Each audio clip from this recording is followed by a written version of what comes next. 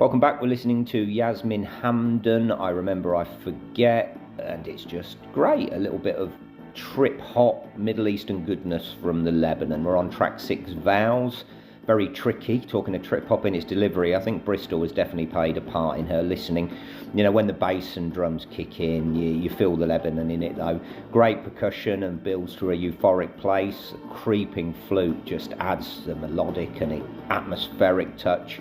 It's polished for sure, but never overproduced, and a great listen. 9 out of 10. Track 7, Abyss. If I'm being a little critical, the track listing isn't quite spot on. You know, the flows of ups and downs just don't reflect how good it is overall, I think. This is a similar mood to Vows, but just can't hold a torch to it really.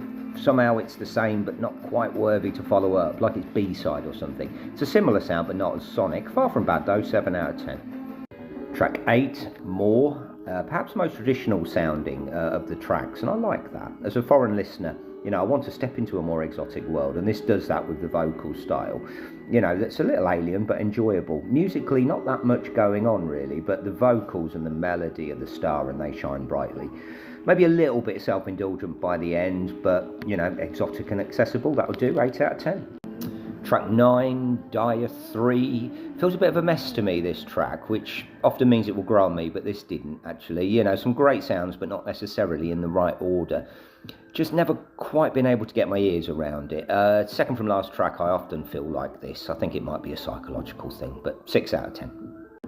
And the 10th and final track, Reminiscence, finishing off with a slow atmospheric keys.